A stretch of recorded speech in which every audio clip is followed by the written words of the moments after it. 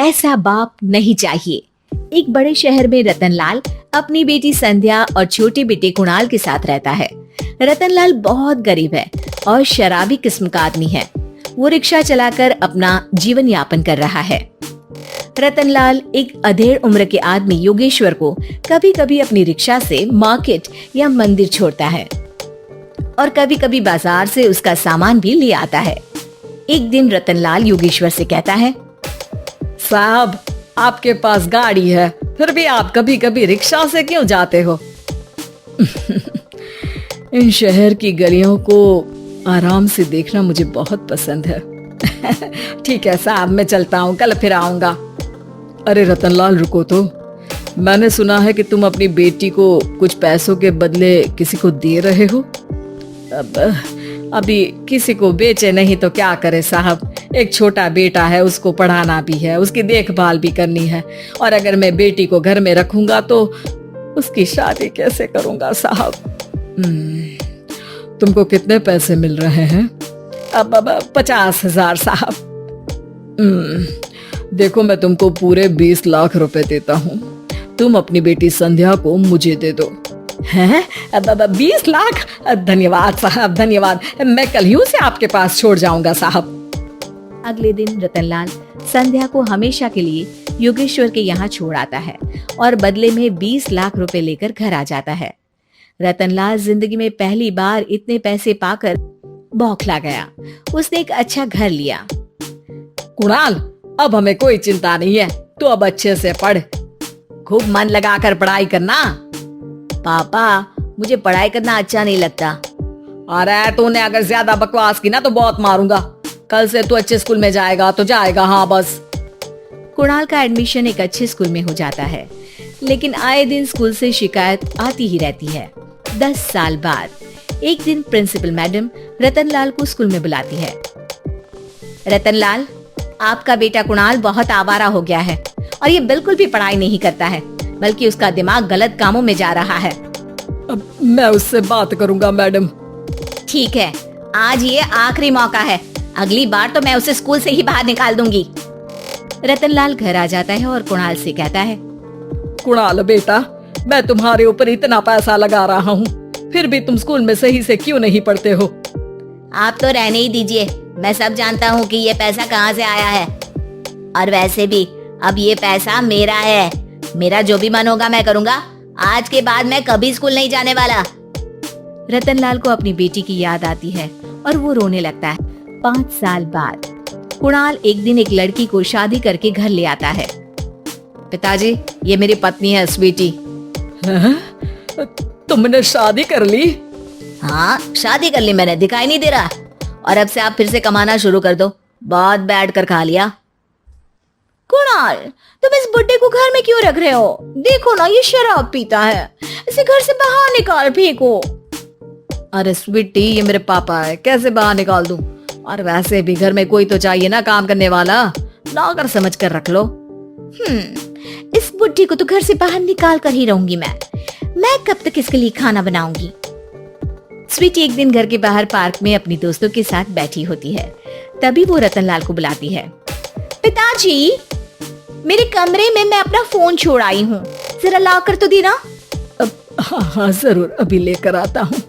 Ratanlal phone लेकर आ जाता है। कुछ समय बाद स्वीटी के फ्रेंड्स भी चले जाते हैं। स्वीटी अंदर आकर शोर मचाती है। चोर चोर! कहाँ है चोर? मुझे तो यहाँ कुछ नहीं दिख रहा।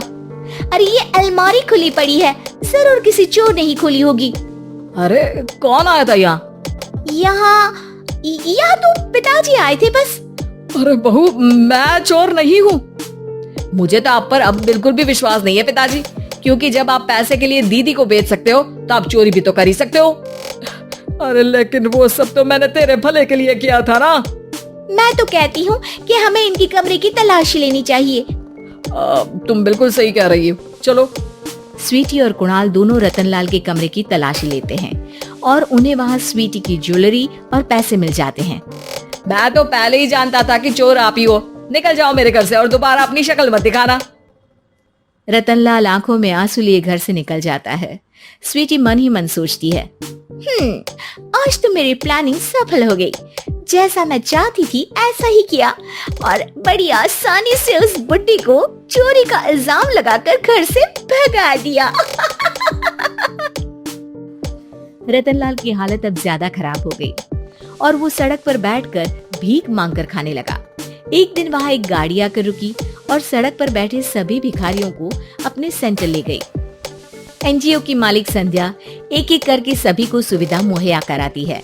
तभी उसकी नजर रतनलाल पर पड़ती है। पिताजी, संध्या तू?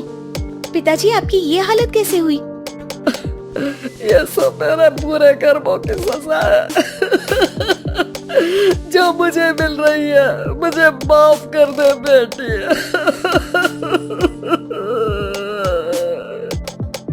पिताजी, मैं आप पर बिल्कुल भी गुस्सा नहीं हूँ, क्योंकि आपने मुझे यहाँ भेजकर अच्छा ही किया। मेरी जिंदगी बदल गई।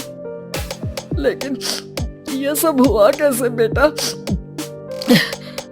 आप ये नए कपड़े पहनो, तब तक मैं योगेश्वर अंकल को बुला कर लाती हूँ।